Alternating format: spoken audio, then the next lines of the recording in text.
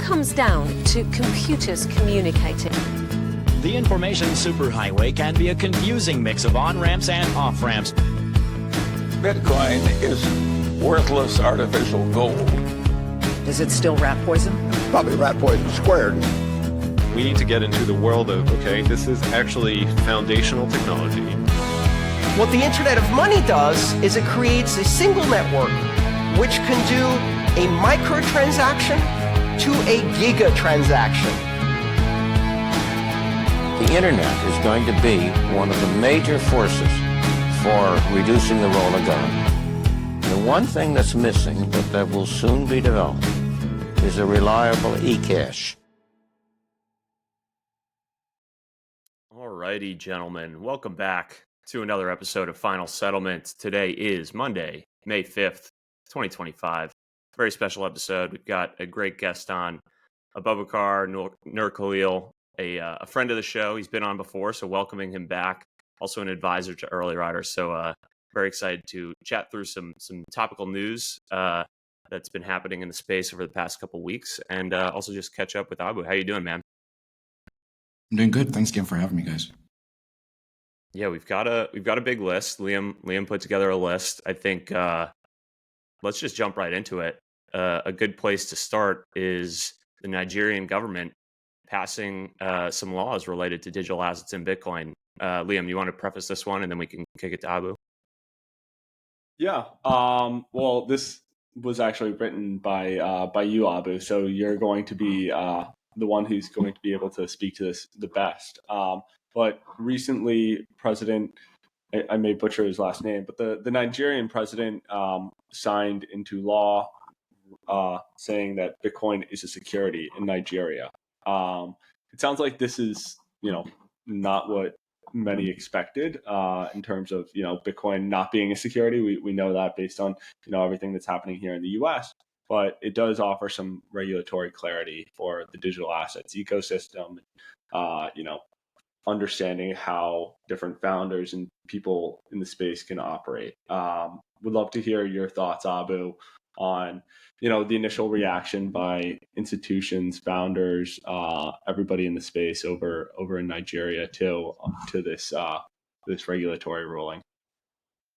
Yeah, certainly. I think it'll be good to preface this with kind of an analogy to capture both the sentiment and honestly just the reality of the regulation on the ground for a lot of us is imagine you're in a restaurant and you essentially have a bowl of soup that you want to eat. Request from the waiter might bring you a spoon. And then rather than bringing you a spoon, he brings you a knife. Now, it's not impossible to still, eat the soup with the knife, but it just makes it very, very challenging. And at least some see it as the beginning of a very long conversation, pretty much. So that's essentially what's happening with this regulation. I think for a lot of us on the ground, especially over the years, I can definitely say personally, talking with regulators, it's been very, very challenging in the sense that there are a lot of things to grok because it's been very, very difficult given the increased amount of capital coming in from places outside of Bitcoin, the digital asset space, whether it's stablecoins, etc. So for a lot of them, they still have difficulty in disambiguating between Bitcoin and everything else. And I think that's kind of emblematic by the reason why they bundled everything up. I think it's also positive in the sense that a lot of the stuff happening outside of Bitcoin, because for a lot of Bitcoiners, we're mostly concerned obviously with Bitcoin, but I think for the stability, generally speaking, of the digital asset space, especially here in Nigeria, where there's quite a lot of fraud as well as individuals trying to scam off of the marketing and hype of Bitcoin. It's a very good cleanup that they've done essentially by wrapping everyone under a succinct law. That kind of increases three things I say that are very pertinent, which is one, making Ponzi's explicitly prohibited according to the ISA, which is the Securities Act that you're talking about. And then two, also instituting fines and penalties up to prison sentences as well for people engaged in Ponzi schemes. Another one I think is very interesting is also making distinction between the type of exchanges that we have here on the ground. So some are allowed to actually engage in specific assets, which might be just Bitcoin exclusively. So that essentially captures a lot of the fintechs here on the ground, as well as giving the latitude for some of these other exchanges that list stablecoins, everything else really as one. And I think it's important to also note that despite a lot of people feeling, which, part of that bucket, that this is not acceptable regulation, it's definitely a first step, given the fact that we haven't had regulation. And this is the first time the government is actually accepting Bitcoin as an actual legitimate asset on the ground. So the challenge right now really for us is to unpack all the aspects of this regulation that doesn't fit Bitcoin and kind of move it into a better direction.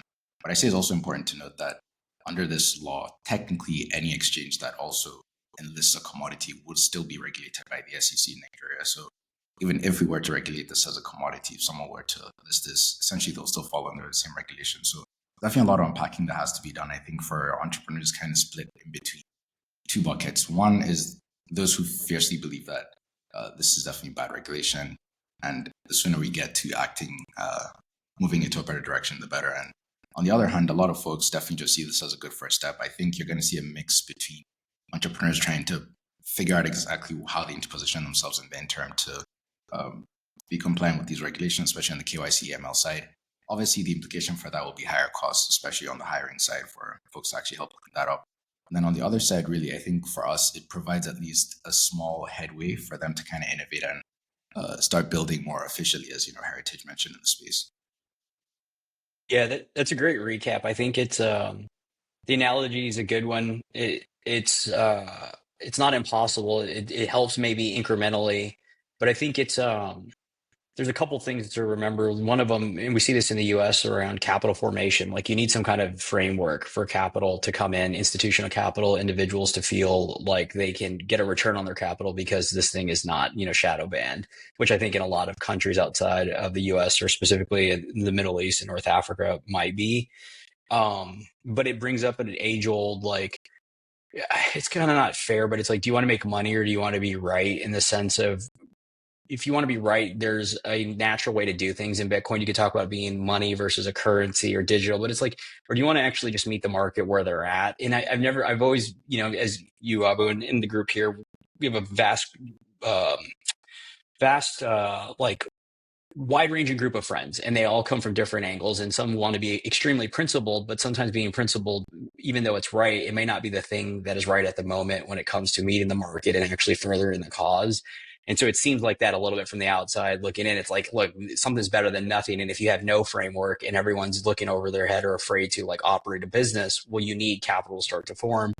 And then the other part of that, sadly, is, as we know, all cryptocurrencies will naturally trend towards zero in Bitcoin terms.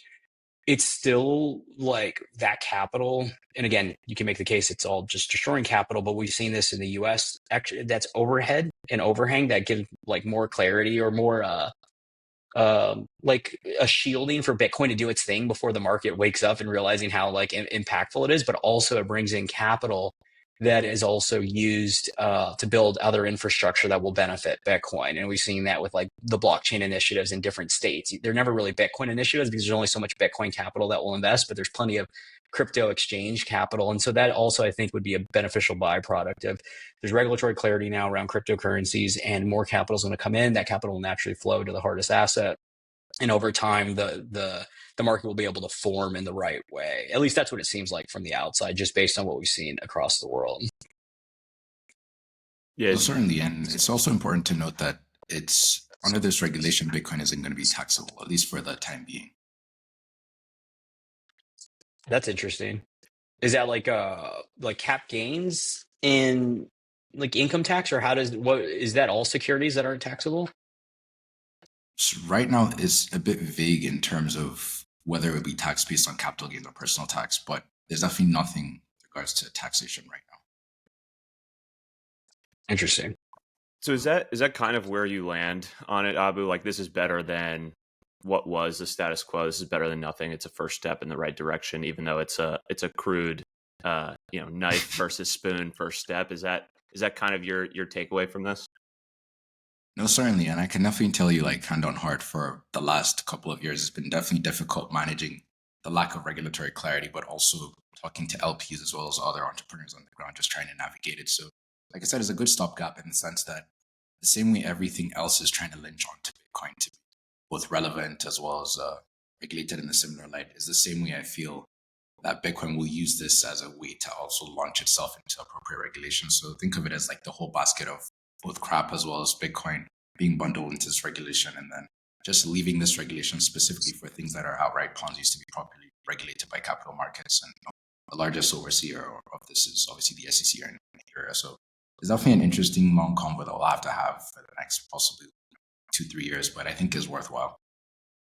Yeah. No, that Yeah, I makes mean, sense. we barely gotten that. It's like when I was thinking about the securities law and I saw you post on LinkedIn, it reminded me of how we kind of get lost in our own kind of like system of feeling, we're like complain here in the US of like how things are going and regulation. And the reality is like there's been market structure around Bitcoin as a commodity for, I don't even know, maybe close to a decade now, where we're still figuring out in other regions.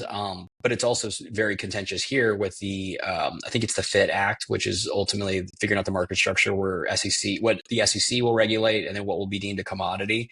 And that seems to be very contentious across both aisles on like who's going to oversee what. So we're still trying to figure it out here in the US. And that's after realizing that Bitcoin's a commodity. Now they're trying to figure out if these other cryptocurrencies are commodities. So I still think we have a long ways to go across the world. No, 100%. And I think the benefit for us is we don't have too many stringent regulation around digital assets to begin with. So this was kind of a long time coming, given the fact that last year the SEC already started giving licenses to exchanges. So kind of figured down the line they'll likely be the ones regulating this. So it'll be really a battle of different regulators trying to pick apart different segments of the market. And I think that's going to play into our favor, to be honest, in the sense that we have to take apart this whole large omnibus regulation that we have for Bitcoin and just see what fits where. So I guess, the IRS here on the ground also play a part, as well as the SEC, as well as the CBN, etc. So it's definitely going to be an interesting next couple of years.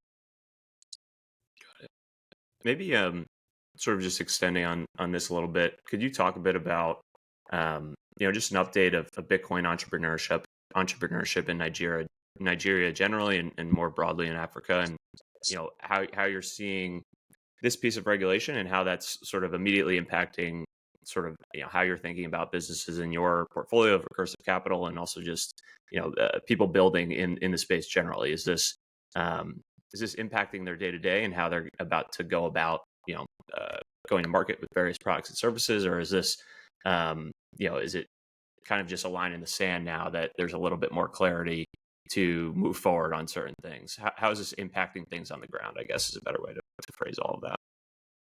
Yeah, for sure. I think certainly the most immediate one would be an unlocking of larger amounts of capital just flowing into the country. I think in the last, I say maybe 18, 24 months, a lot of the conversations for a lot of the entrepreneurs that both support as well as we talk to here on the ground has been attracting foreign investments or capital from other VCs outside of recursive capital. And the challenge has been a lack of regulatory clarity, which obviously makes a lot of sense. Already this region is seen as risk. So I think that lack of regulatory clarity just increased that on there.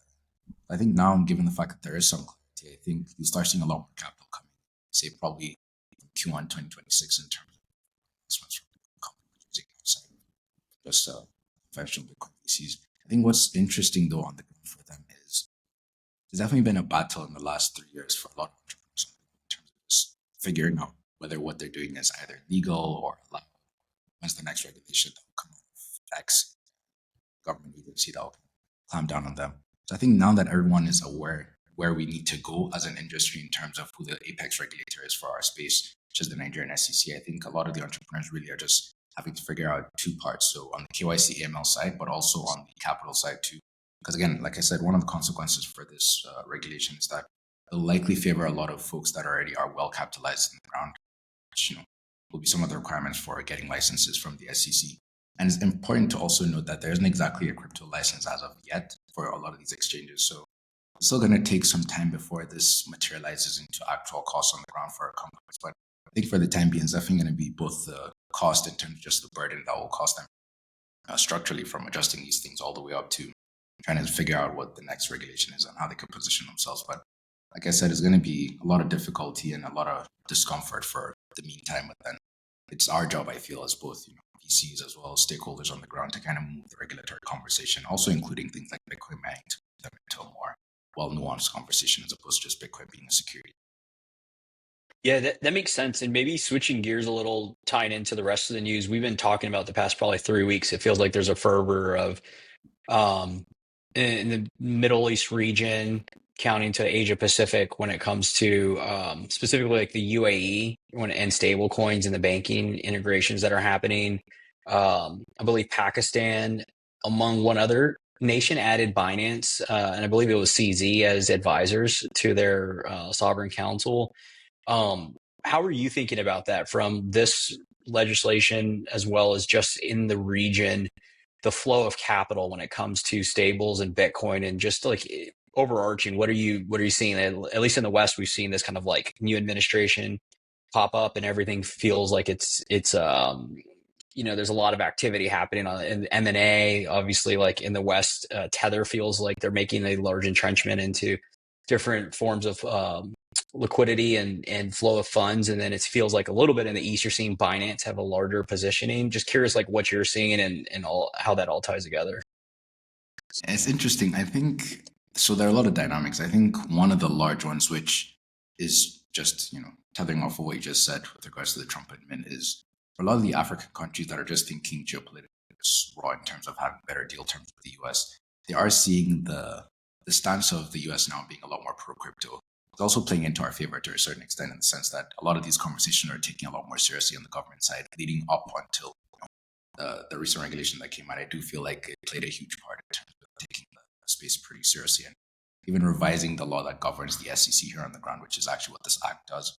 I think what will be interesting to see is the conversation moving away now, which, in my opinion, already has, from kind of this more speculatory, we can ignore this, to okay, how are we going to organize the country in terms of our economics, whether it's treasury management all the way up to dealing with the whole stablecoin situation. Because again, FX has been a huge issue for us here in Nigeria, just in terms of both repatriating into companies, but also making sure that we keep a reasonable flow between the naira and the US dollar too. So stablecoins is definitely going to play a huge part in kind of the calculus in terms of both the regulatory side, but at least how the government is taking a look at structuring our finances, whether it's regulation with the Central Bank of Nigeria all the way up to some more regulation that will likely come as a result of this act. I think a more interesting dynamic that I'm yet to see happen is the conversation around Bitcoin mining and how that affects both our energy challenges here on the ground and maybe the positioning on the regulatory side toward Bitcoin, both in a favorable light as well as some more material way. I think, the dynamic on the Trump admin being pro-crypto is definitely going to play a huge advantage in our sense, both on the regulatory side and kind of how entrepreneurs in Nigeria move. And I think, again, Bitcoin mining is going to play a huge role as well due to solving a lot of the energy issues we have on the ground. So I say maybe those three dynamics will be very interesting. Obviously, Tether will likely make some more plays here on the continent, given the clarity that we're starting to see. The only thing I would say is other countries are looking to Nigeria now, given we're technically on the forefront now of Bitcoin regulation or digital asset regulation. So I do hope they learn from the mistakes that we're making along the way, as opposed to just taking on the regulation that we have currently as Bitcoin being a security all the way up to other things that might pop up. Historically, is that kind of the case? Do other countries in Africa look at what Nigeria does and sort of try to replicate it, or is there some give and take in terms of they could do something different or potentially superior to what was just enacted? I say it's a mix, and I think the determinant is likely the structure of the country in terms of the regulatory bodies, if they mirror closely the Nigerian regulatory bodies. So Kenya is a good example where the CBN traditionally, just like Nigeria, well, I say the Kenya Central Bank, just like Nigeria's central bank, were kind of leading regulation for a while, all the way up to looking at the SEC. So I really hope that doesn't get mirrored. And I think an interesting development that recently happened is, I think, as a result of the announcement from HRF's grants, they gave a grant to the Africa Bitcoin Institute, essentially, which will be an interesting arm coming out of Africa in terms of the regulatory side. I feel that would play a very interesting role if done right in terms of crafting regulation that's a lot more productive, given, taking a look at case studies, presenting to governments in a more formalized and organized way, as opposed to the way we've done as like individuals from the ecosystem. Everyone, hope everyone had a great weekend. We had a fantastic quick rip with Abu Bakr from Recursive Capital, touching on all things related to Bitcoin technology and also what he's doing on the investment side of the space. It was timely because Nigeria just had an update around their legislation, and which gave some regulatory clarity into that side of the world. But then also touching on all things related to the topical point in the ecosystem around consensus core and the block size limit. I hope you guys enjoyed the show. A quick comment from Onramp. We have some insanely exciting things that we're going to be announcing later on this week in the market. If you want to see them first, I would encourage you to at least subscribe to our research. As you guys know, we offer the most robust custody solution in the market. No longer do you have to worry about, do you have a hardware device that secures the majority of your Bitcoin, or do you have to leave it on a third-party exchange? Now there's multi-institution. custody, where you can get the benefits of self-custody, segregated on-chain, the ability, but also the ability to move those assets if you're traveling. You don't have to take your hardware device, but you also don't have to rely on a third-party custodian. There's going to be a lot more coming from our business over the course of the next couple of weeks. One thing to call out, because we've seen an uptick, you can self-onboard.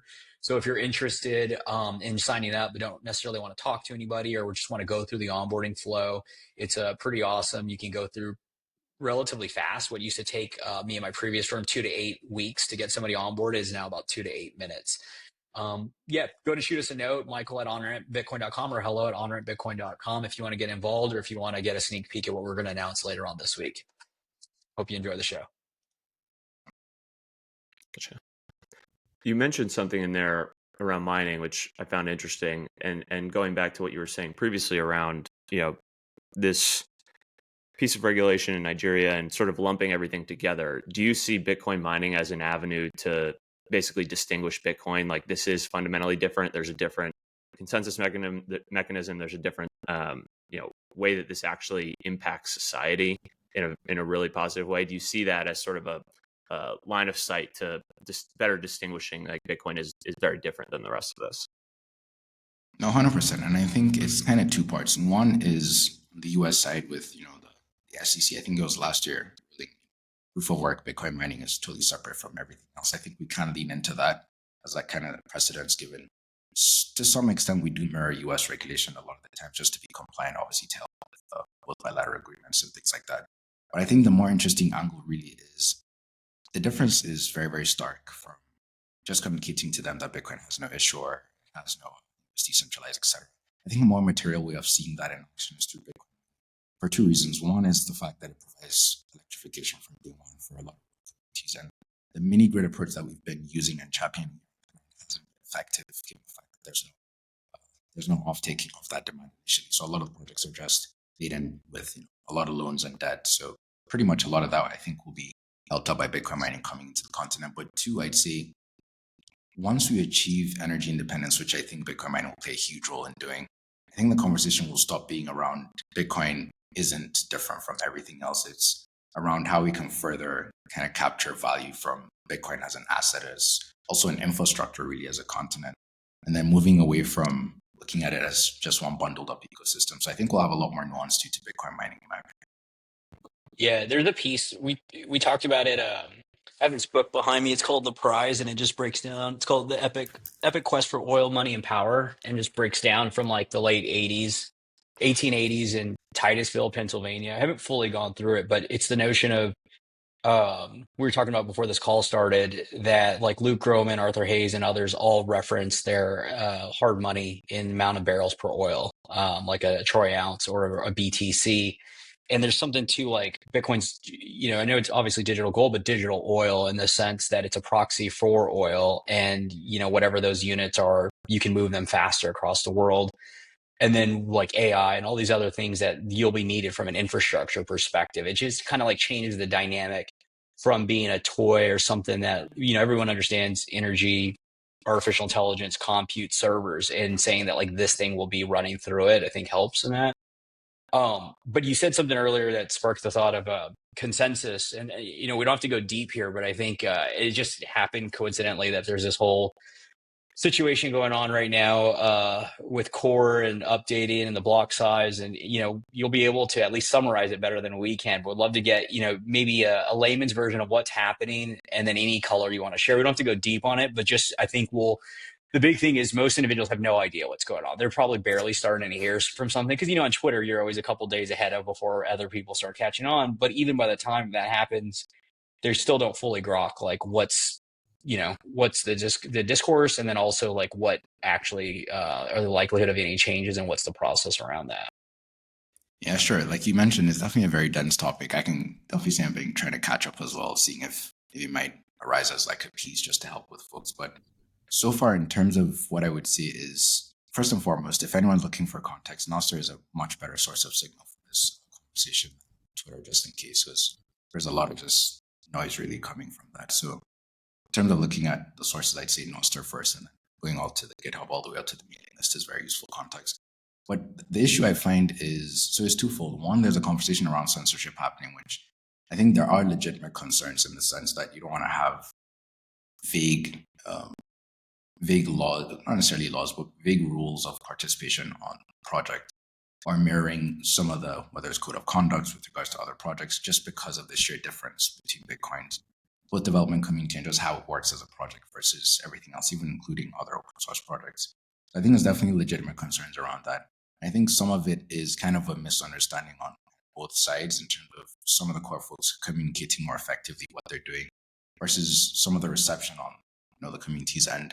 So I think with regards to that conversation, it'll likely be one of those things where we just have to have a more honest conversation around it and likely figure out what a middle ground is, because it's going to be a larger and larger issue given the fact that Bitcoin is such a huge, large, valuable asset that affects millions of lives around the world. So it's not a case where it's just a project, egos, etc. It's actually material.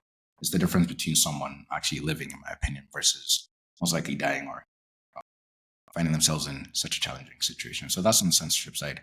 I think the interesting angle is that all of that came as a result of some of the work from the op return that's happening. So just to keep it clean, Bitcoin is essentially guarded by two types of rules, or I see two sets of rules or policies. So one, which a lot of people are familiar with, is on the consensus side, which is what dictates things like, the turnaround million coins, etc., what constitutes a valid transaction, invalid transaction, etc. But at the same time, because this is a peer-to-peer network, so you want to make sure that you have a tight grip on exactly the type of data that's being sent, ensuring that things are not being sent that are large, which will increase the resource requirements for individual nodes, which will affect things like decentralization. So there is a second level to this, which is called, the standardness rules. And that kind of guides three things, but two are more relevant to this conversation. So one is ensuring that there isn't spam just going around on the network. And two is ensuring that people don't make mistakes, given the fact that there are a lot of kind of transactions that you can make that are technically valid from the consensus laws, but aren't necessarily recommended for average individuals because they could lose their money, given the fact that it's just complex, wallets don't support it, so you might end up most likely, more oftentimes than not, likely losing your funds. So those are two aspects of how it's governed. Now, the conversation around op return came as a result of the spam side. So ensuring that people aren't necessarily putting arbitrary amounts of data on chain. And the real way that was battled was introducing this operation code, which is, the op return itself. So the interesting angle is, unlike other times where people are trying to put in data, they put in things like the TXO set. So just to, communicate that more effectively, is essentially the state that is in charge of keeping track of all ownership of Bitcoins in the network essentially gets bloated because people are using that as a mechanism to actually put that on chain as opposed to something op return, which allows you to prune it, aka you could actually discard it if you're running a node. So that technically doesn't affect individual nodes. It's really a case where if people want to store it, they can store it. If people don't want to, they don't need to. Now, the challenge with that is there has been a limit on the amount of data that can be sent through, as well as the number of op returns per transaction. So really, in terms of the data that we're talking about, think of a medium-sized sentence in the English language is kind of the amount of data you can actually put that's prunable. And the challenge is, for a lot of people, they feel we should lift the restrictions on that to make sure that people have the opportunity to use this as the primary mechanism to put data on chain, and the fact that it's prunable, etc. But the challenge with that is, at what point do you make that arbitrary, or do you cause even more issues with regards to relaying those transactions, given the fact that it does have a cost on the network side to relay those type of transactions, given the size. So there are conversations around that. But I'd say in general, really, without getting too much into the specifics on the technical side, the larger debate, in my opinion, is on two fronts, or maybe three. One is, what is the difference between the laws that we want to govern on the consensus side versus on the standardness side? Because for a lot of people now, as a counter argument to those that are talking about the anti-spam filtering, they are of the opinion that technically the standardness rules could be argued as a form of censoring transactions that are otherwise valid, even though, that isn't necessarily the case, but it's an argument that's brought up as a counter argument to the anti-spam crowd. And I think really the argument is, are we looking at getting rid of these standardness rules? And are we looking at integrating some of the standardness rules that we feel should be more on the consensus side? Are we just getting rid of all standardness rules and then just keeping consensus rules? So there's that aspect of the debate. And then there's a larger overarching aspect of the debate, which is around Bitcoin is very, very difficult to navigate in terms of maximizing freedom, but also ensuring that, practically speaking, people can participate in this freedom enterprise. So, talking about resource requirements for running nodes, we're talking about the interaction between, transactions getting relayed to miners versus around nodes, which the standardness rules affect. So, I think one other aspect that plays, which is the third component, in my opinion, is the rise of Bitcoin DeFi. There is such a category that you can define. And I think that's what's pushing the boundaries of these conversations to be had more materially than previous years, in the sense that, is Bitcoin a protocol for money or is it a protocol for data, essentially? And for some of the folks in the ecosystem, they do feel that there is a middle ground, in the sense that the status quo does lean into Bitcoin maintaining its core principle as a protocol for money, but allowing for a less destructive way of putting data in a way that doesn't mess up with that core functionality.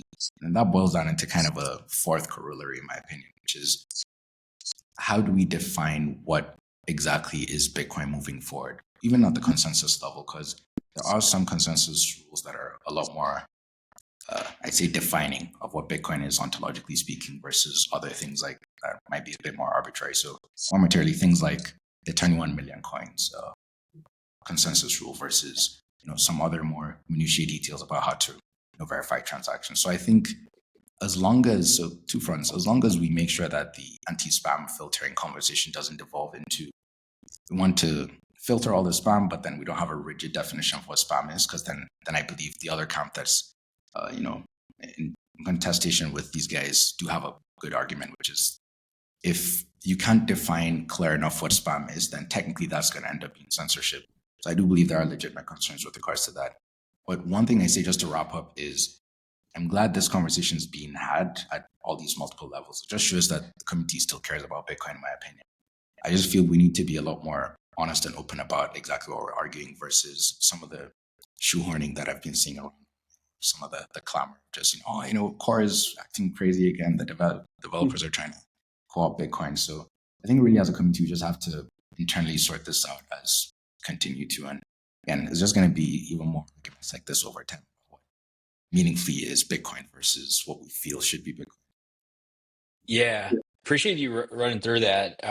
It's very helpful context. I won't pretend to, understand. Not understand. Like, I feel good about certain opinions I have. I don't have strong ones on this, other than sharing a few thoughts. One is, Guy Swan. One is, yes, it's amazing that people still care, and it makes sense because this asset's never been bigger, right? $2 trillion, like you said, it affects people. People actually could potentially die. Like, that's how big money is and the impact it has on individuals. And Guy Swan had a great quote of like, "Hey, you can say whatever you want, but we all still care," which is kind of just nice to recognize.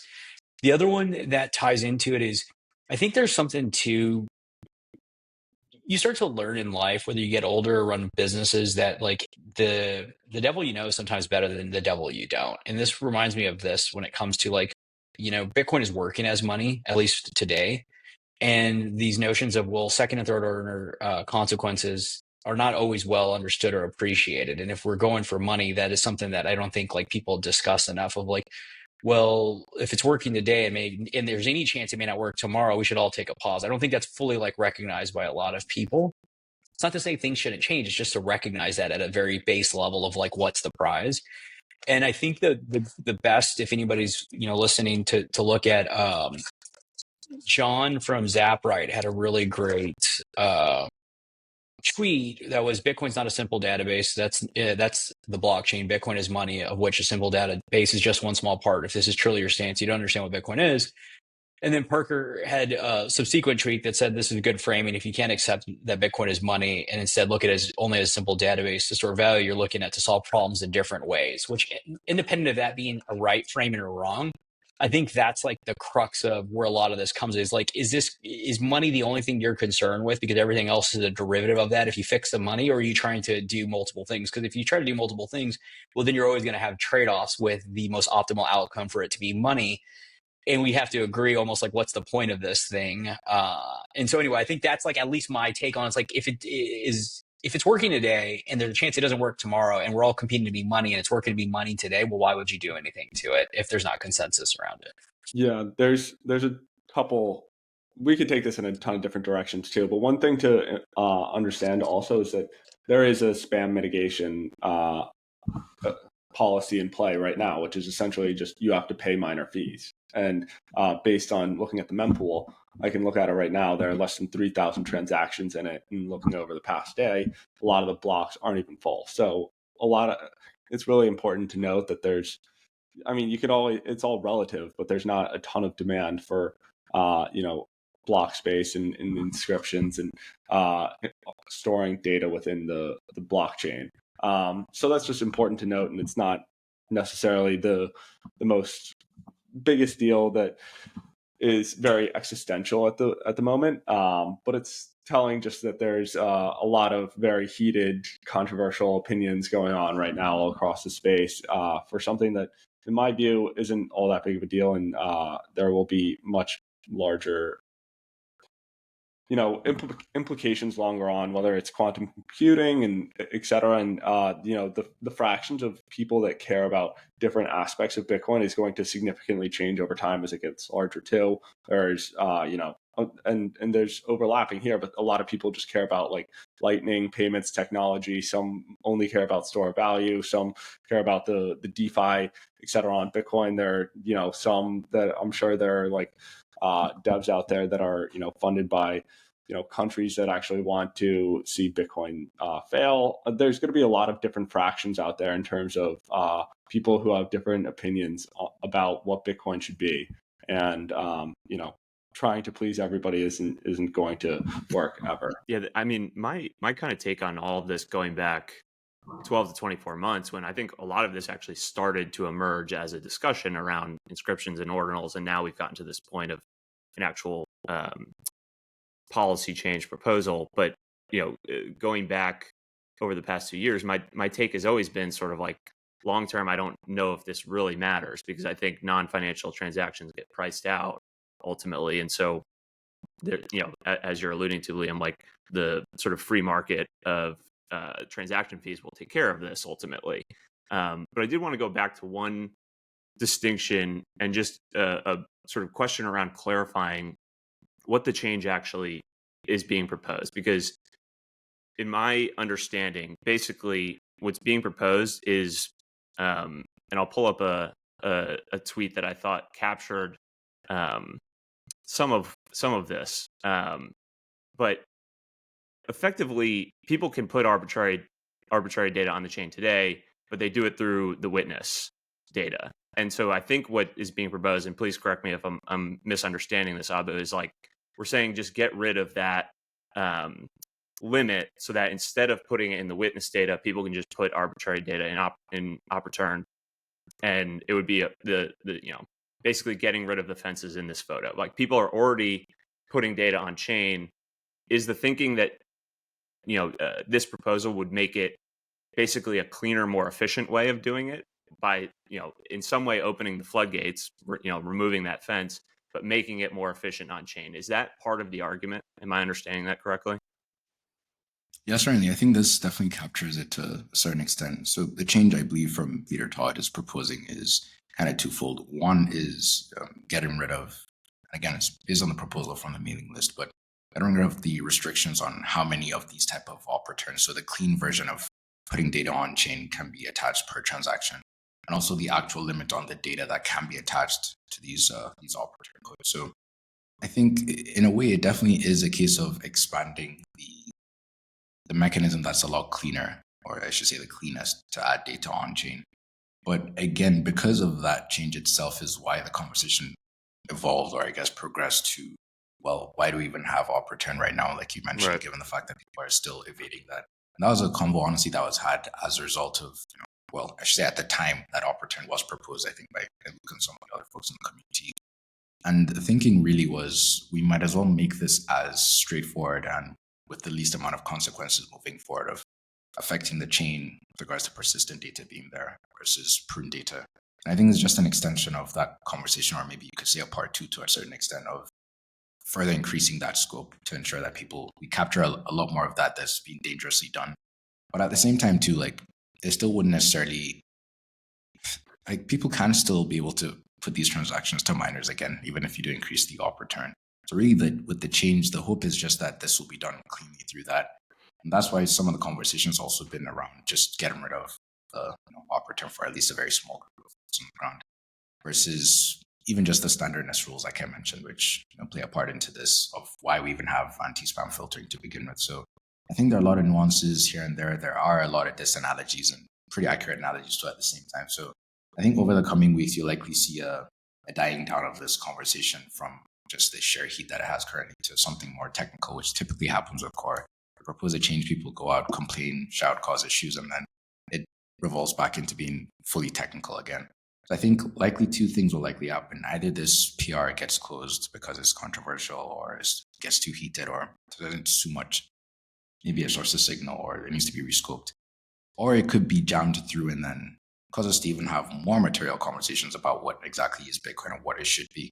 Because while this might just be a technical minutiae for a lot of the community, it's changes like these that could have a longer term effect with regards to undoing all the issues that will likely come as a result of a consequence of these type of changes being proposed or included, versus just infighting between the community members.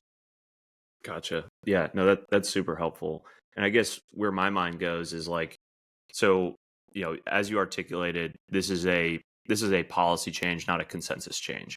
And so in terms of sort of how the development community works, core and other developers, can you sort of walk through the difference between sort of the amount of consensus roughly that one needs to push forward a policy change like this versus a consensus change, and why, as you just articulated, like maybe it just sort of dies down, it doesn't get merged, or they force it through. Can you like add color on like what that forcing it through would look like and what that means relative to like something that was an actual consensus change, and the difference in those two processes, I guess, is what I'm trying to get at. No, for sure. I mean, there's definitely a lot of context that I'll likely have to butch just to convey this succinctly. But with regards to how changes get pushed through, it is a very, very dynamic process on the core project. It's not as straightforward as we have 20 ACKs, which is acknowledgements, versus NACKs, disagreements, and then seeing just materially what's the count and then just merging. If each time there is a change, depending on how complex, depending on the bandwidth of folks reviewing, it depends on that group of folks taking a look at that time. So whether it's consensus versus non-consensus, the main distinction I would say is there's definitely a lot more scrutiny, just naturally speaking, if we're talking about consensus versus something like policy. And then at the same time too, there have been situations where, this is more historical than pretty recent, where some changes that, even though in retrospect might have been something that should have been taken, not necessarily more seriously, but should have had a lot more eyeballs taken or taken a look at, just get merged. And there are situations where things that might seem trivial, again, like something like this, that have just so many eyeballs looking at it. I think it's really the difference is very dynamic. It's not black and white in the sense that this is exactly how it works each time. I'd say it depends on a case-by-case basis, but for something like, let's say Taproot, for example, there was already consensus on the actual change itself. And ironically, the biggest delay came from how to deploy that change. So there are kind of weird instances like that where there is agreement on the change itself, but maybe the mechanism of deploying that change, or even sometimes just the change is agreed upon. And then, so when I talk about the forcing it down the line, I mean, kind of goes into the censorship question. So it could be a case where and there is noise really if you look at the pull request from people outside of Twitter or people who actually aren't contributors on the space, which just created GitHub accounts just to comment.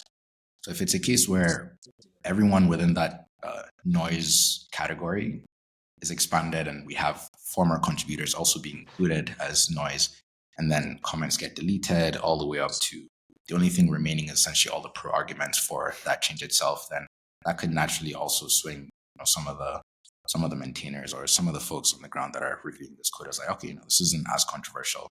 So that's what I mean by like forcing it down the line. I don't expect that'll be the case. I still have I won't necessarily say maybe trust, but I do lean into the competency and the level of vested interest that core developers also do have in the project, because people also forget that these are folks that use Bitcoin on a daily as well, that also hold Bitcoin. So it's not like it's a random set of people that just care about the project for caring's sake. So I think that's what we're leading into, or I guess leaning into in terms of this sorting itself out. And kind of how the mechanism is or the process for making changes and accepting them emerges. Hey everyone, hope you're enjoying the podcast episode with Abu Bakr. He always brings a ton of great insights and technical knowledge to a show that maybe we don't always get into deep technicals.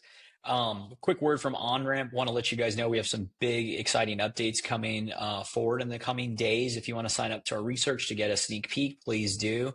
And also, we offer financial services across the board, not only multi-institution custody. So if you're ready to self-sign up, you can go through our self-onboarding. That's something most people don't know. But once you onboard, you actually can get the ability to trade, lend against your Bitcoin, get a tax-advantaged Bitcoin account via your IRA, as well as set up inheritance. And it's all backed by Lloyd's of London with a $100 million policy. If you're curious on what we're building, want to get involved, please shoot me a note. Love chatting with everyone. Michael at onrampbitcoin.com. Now on to the rest of the episode. Thanks.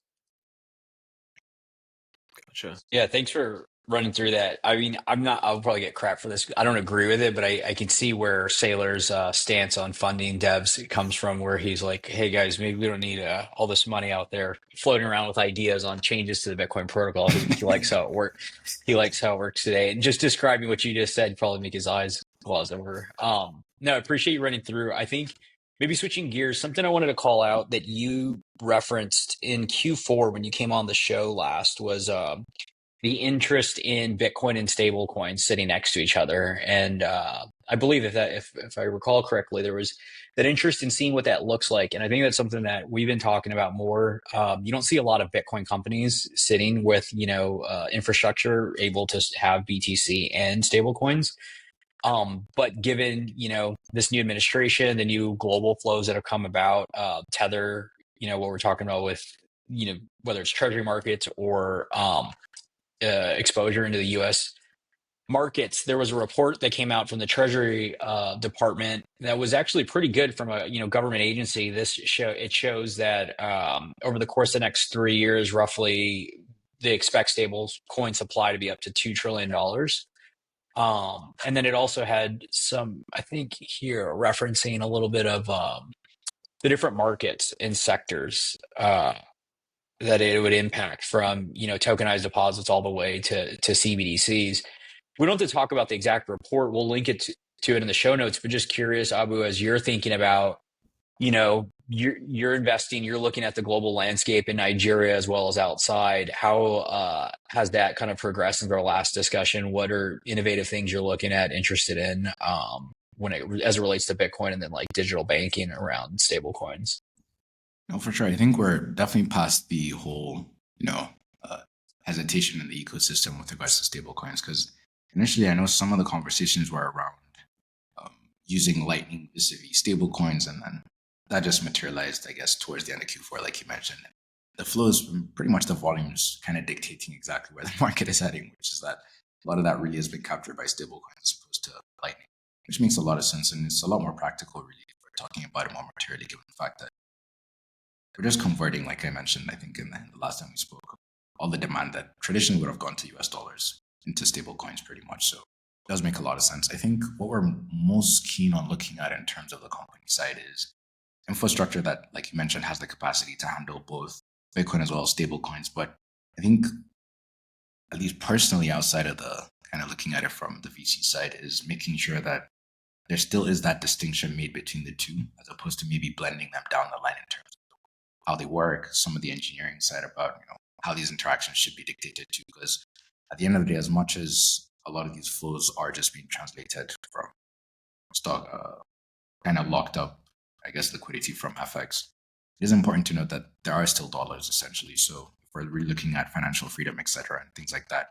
there still needs to be, at least mentally, in terms of the mental models that a lot of these entrepreneurs have of where they'd like to lean users in the either direction, and kind of clarifying exactly what these assets are for users, practically speaking, whether it's on self-custody side or even if it's on inheritance and things like that. So I say making those distinctions very, very clear and solid right now is what would make the space a lot more easy to navigate down the line, vis-a-vis having even more complexity, both from the builder side as well as the entrepreneurs, the marketing, the language, because I think language is very, very important in terms of how you communicate the products and services, and that kind of sets the expectation at a community level, or I guess at an ecosystem level, which could either make or break in terms of the trust people place in the asset itself and the builders and things like that. So I'd say those are kind of the things we're looking at on the VC side, and kind of personally where I hope. Yeah, it's something I was thinking about. It's like on the bookends, there's the infrastructure being laid, but it's like, how does it connect? And what I mean by that is like, so you have like cold storage solutions, whether it's Onramp or like collaborative custody or even self custody with like pure, you hold in a hardware device. And then over here, you have the way that you pay for goods and services globally. It can be in the US, and you have, whether it's Apple Pay, cards. And it's like, how do you, as more of like, I think we're all here living in the future and people listening by holding larger and larger amounts of wealth in BTC and understanding it's different than a stable coin or the US dollar. But we still live in a dollar denominated world where you have liabilities. And how do you actually stay in BTC longer, but then ultimately can get to like some form of wallet that sits here that has some basically ability to convert to USD or whatever the stable coin is when you're spending it. So you can stay in BTC the longest if you want. You can always move to dollars as well. But there's that connectivity doesn't fully exist yet. And it makes sense because most people don't even know why they would want to hold the majority of their wealth in BTC and spend from it. But we're going to that world, and we're going to that world where, and that's where like I kind of, have always thought like stablecoins weren't as interesting until it just hit me like, well, the reason why stablecoins have been interesting, and specifically Tether, is because it's helped global flows into BTC because it's digital. And so then you take that to every other capital market or every other consumer, flow of funds. And then that actually applies across the board. If you can put stablecoins, get your dollars into stablecoins, and then next to the scarcest digital asset we've ever seen in Bitcoin, that's just going to further accelerate that transfer of wealth from dollars into BTC, and then back and forth will naturally happen. And so, yeah, I think that there's still a huge amount of opportunities that I've been thinking about to help bridge those gaps globally. 100%. And I think maybe just tying the entire conversation into a neat bow would be, there's definitely a lot we need to do on the regulatory side, because that affects how governments permit a lot of this innovation. General space is built on permissionless innovation. There are ways in which you can still maintain using Bitcoin outside of that, but just the sheer amount of people that would be affected by adversarial regulation is really why I would care about regulation.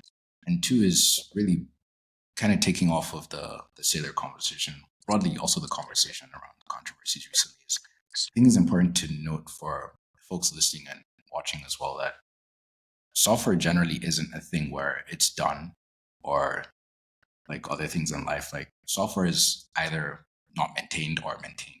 So for something like Bitcoin that we're planning to have into the next couple of decades, it's very, very important to take it as software that needs consistent maintenance, not just for it to keep working as it is, but for it to even work better than previously what we've been enjoying, and to kind of iron out what it is for Bitcoin to be Bitcoin ready for generations to come. I think that leads into obviously diversifying funding for developers, because as much as developers are high integrity and very competent, there are ways in which they can be influenced from funding. You have a lot of them concentrated in a single place, for example. And I say that conversation leads into things like B-Trust and the work that we do. I'm trying to distinguish between funding and dictating to the space vis-a-vis funding and kind of enabling that. And kind of where we lean on that is ensuring that we pump out developers that are extremely competent, honest, and have a high degree of philosophical understanding of exactly what Bitcoin is and how we can persist that into the next couple of decades. So I'd say that's one of the things I think people should keep in mind when those conversations come up, and at least for capital allocators as well, to kind of look at where they'd like to provide the most value. Is it in the case of funding companies, in the case of maybe putting their stake in terms of funding developers or organizations that do this developer funding, and kind of how they can think about these things. And lastly, really on the stablecoin Bitcoin distinction, I think you put it very, very succinctly. It's making sure that we know what direction of the future we'd like to have a vested interest in terms of the infrastructure, and kind of how we like to direct ourselves to having Bitcoin to be everything else.